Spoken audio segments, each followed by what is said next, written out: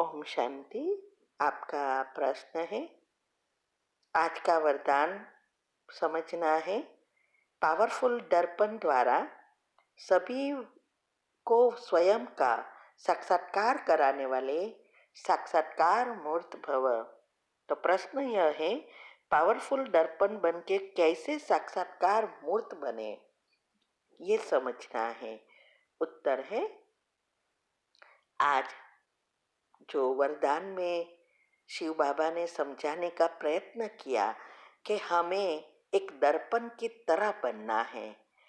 दर्पण क्या करता है? जैसा आपका चेहरा है वैसा ही क्लीन एंड क्लियर बताता है, लेकिन वो दर्पण मनस्थूल दर्पण भी क्लीन चाहिए।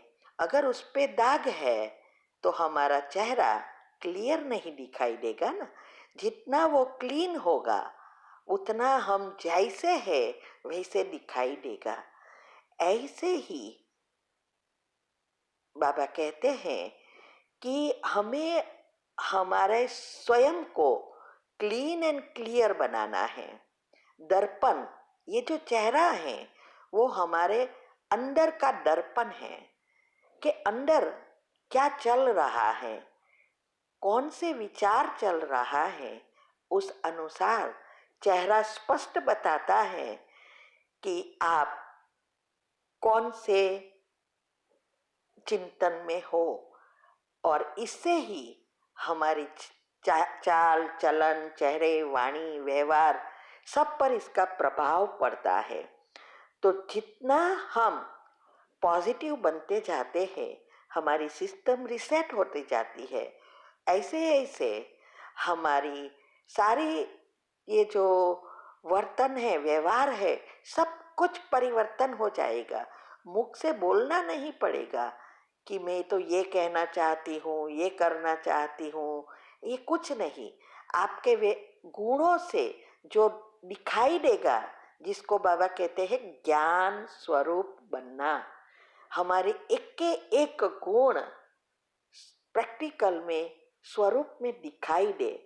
इसीलिए कहते हैं बाबा कि साक्षात्कार कराने के लायक बनना है, क्योंकि हम ही जो तीव्र पुरुषार्थ कर रहे हैं वही आत्माएं किसी को साक्षात्कार कराकर मुक्ति दे सकेगी। शुरुआत में जब यज्ञ की शुरुआत हुई, स्थापना हुई, तब भी साक्षात्कार के पाठ चला। उस समय ज्ञान नहीं था।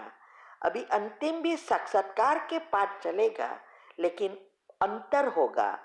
पहले परमात्मा की शक्ति से सबको साक्षात्कार हुआ और वो यज्ञ में आए। अभी अंत में हम बच्चों के पुरुषार्थ द्वारा, अपनी अवस्था द्वारा हम दूसरों को साक्षात्कार करा सकेंगे, और वो आत्माएं इस देवी रूप का साक्षात्कार करने से अपने को तृप्त बनाकर अंतमति सुगति करेगी, अर्थात उसके ये परम धाम जाएगी वापिस। क्योंकि वो तो भगवान को नहीं मिलेंगे, क्योंकि वो तो देवी देवता को ही ढूंढ रहे हैं। इसीलिए बाबा कहते हैं कि ऐसा हमारी अवस्था बनाओ जिससे हमारे देह याद न आए, देह की चीजें ना याद आए, जिसको कहते हैं संपूर्ण हम संपूर्ण संतुष्ट, सब में संतुष्टता, कोई चीज में लगाव नहीं, कोई चीज में हमें आकर्षण ना हो, इच्छा मात्रम अविद्या। तब बाबा कहते हैं कि जब ऐसी आत्माएं तैयार हो जाएगी और अपनी आत्मिक स्मृति नेचुरल हो जाएगी, हमारे गुण नेचुरल हो जाएंगे, हमारे देवी व्यवहार नेचुरल हो जाएंगे, तो हमारे द्वारा हमारा ओरा इतना क्लीन एंड क्लियर होगा, तो तब ही हम साक्षात्कार करा सकेंगे। तो इसके लिए हमें ये सारा पुरुषार्थ ही इसका है। ओम शांति। का प्रश्न है कि हमारा सारा परिवार बिखरा हुआ है, कोई किसी से प्यार नहीं करता। पति पत्नी बच्चे बहन का परिवार भाई के परिवार सब स्वार्थी है। कोई किसी को एक दूसरे को देखना नहीं चाहते हैं, नफरत करते हैं, जैसे कंपटीशन है। परिवार ही बिखर गया, न मायका रहा न ससुराल, सबका बोलना बंद है। जिस दिन से शादी हुई ससुराल में भी बहुत हिसाब रहा, बच्चे भी ऐसे ही है।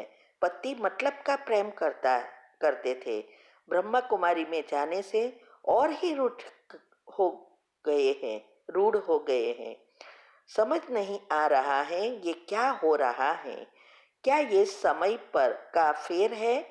बाहर दुनिया में तो अभी भी सब प्रेम से रहते हैं, फिर इतना सब हमारे साथ ही क्यों हो रहा है? उत्तर है, देखो, कर्म की गुह्य गति बहुत बहुत गुह्य है। आप यूट्यूब पर ये कर्म की गति को अच्छी रीति सुनो, समझो, पॉइंट लिखो, इसमें से आध्यात्मिक और ज्ञान की रीति से समझाया है। चैनल का नाम है शिव शक्ति मेडिटेशन बीके कुसुम। फिर सब्सक्राइब करेंगे तो प्लेलिस्ट में जाएंगे, वहाँ आपको सब कुछ ग्रुप वाइज मिलेगा। तो ये पहले समझना है। दूसरा यह है कि आज दुनिया में कोई कह नहीं सकता कि मैं संपूर्ण खुश हूँ, सुखी हूँ, घर में शांति है। चाहे वो करोड़पति हो या अबजपति हो, चाहे वो बड़ा नामी ग्रामी हो या कोई भी हो, आज ये कलयुगी दुनिया में अभी सबके कर्म बाहर आ रहा है। तो हमारे साथ जो भी हमें पहले परिवार मिलता है, वो परिवार हमारे पिछले जन्मों के कर्मों की बैलेंस शीट होती है, वही भाग्य बनकर आया है। ये कर्मों का खेल बहुत बहुत गुह्य है। कर्म न किसी को फेवर करता, न किसी को दुख देता। हम खुद ही कर्म बनाते हैं और सुख दुख भोगते हैं। इसीलिए ये हमारा हिसाब किताब है। अभी हमें जो मिला है उसके साथ अच्छा सोचकर व्यवहार करना या बुरा सोचकर बुरा व्यवहार करना, कर्म को पाप या पुण्य को बढ़ाना, ये सब हमारे हाथ में है। वास्तव में जब हमारा भाग्य बनता है तो इतना कड़ा नहीं होता है, दोनों 50-50% होता है, क्योंकि इलेक्ट्रॉन प्रोटॉन का बैलेंस शीट बनता है, इससे हमारा भाग्य बनता है। लेकिन जब ये पेपर आते हैं राई का और हम बना देते हैं पहाड़ का, तो वो बढ़ता ही जाता है और इससे हमारे और ही हम पाप कर्म सभी के साथ के हिसाब किताब खींचते रहते हैं। घर का वातावरण ही ऐसा हो जाता है और यही वातावरण से बच्चे गर्भ में होते हैं, तब से उसकी असर होना शुरू होते हैं और उसका भी हम नेगेटिव एनर्जी खींच के ऐसा ही भाग्य बना देते हैं। तो ये सारा वाइब्रेशंस का खेल है। इसीलिए अगर हम आपको इस घर में शांति चाहिए, सुख चाहिए, सब एक दूसरे से प्रेम से रहे, ये चाहिए, तो ये आपको ही करना पड़ेगा। आपने ही दुख बढ़ाया है, तो आपको ही अभी सुख में परिवर्तन करना है। अगर आप नेगेटिव ही चलाते रहेंगे और ही नर्क बन जाएगा। आपको जो लगता है कि दुनिया में सब खुश है, कोई खुश नहीं है। हमारे पास तो हजारों आते हैं, हाँ? और कितने के प्रॉब्लम आते हैं, और वैसे भी हम देखते हैं बाहर से सब अच्छा लगता है, अंदर से खुद को ही पता है कि कैसा उसके साथ व्यवहार हो रहा है। तो इसीलिए बदलना अभी आपके हाथ में है। खुद की अवस्था अच्छी बनानी है। उसकी प्रोसीजर हमने कल ही 2-3 प्रश्न में बताई है और यूट्यूब पर भी रखी है कि कैसे हम पॉजिटिव बन के पहली अवस्था को पक्का करना है। सबकॉन्शियस माइंड के 10 नियम रखे हैं, उस अनुसार और योग के प्रयोग की विधि अपनानी है। जब तक आप पॉजिटिव नहीं बनेंगे और ही प्रॉब्लम बढ़ेगा। तो इसीलिए पहले आप अपना आपको कैसा घर संसार चाहिए वो लिस्ट बनाओ, फिर उसको सारा दिन जब भी टाइम मिले पढ़ते रहो। और सुबह में पावरफुल अमृत वेले के बाद इन सभी आत्माओं से क्षमा की कमेंट्री जो रखी है वो करो। सबसे माफी मांगकर 10 दुआएं दो। लेकिन याद रहे, जब योग का प्रयोग करो तो घृणा नफरत नहीं आनी चाहिए, नहीं तो और ही बढ़ेगा।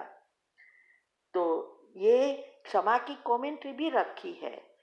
फिर जब ये पूरा हो जाए तो आपने जो लिस्ट बनाया है वो भी बनाना है सबकॉन्शियस माइंड के नियम अनुसार। जैसे आपको चाहिए घर में सुख शांति हो, प्रेम हो, तो ऐसा बनाना है। सभी बहुत अच्छे हैं, बहुत समझदार है, सभी का स्वभाव बहुत प्रेमाळ है, सभी आपस में मिलजुल के रहते हैं। ऐसा नहीं बन जाए बने, ऐसा नहीं हो गया है। आप वो सब नियम हमने रखे हैं, योग की विधि भी बताई है।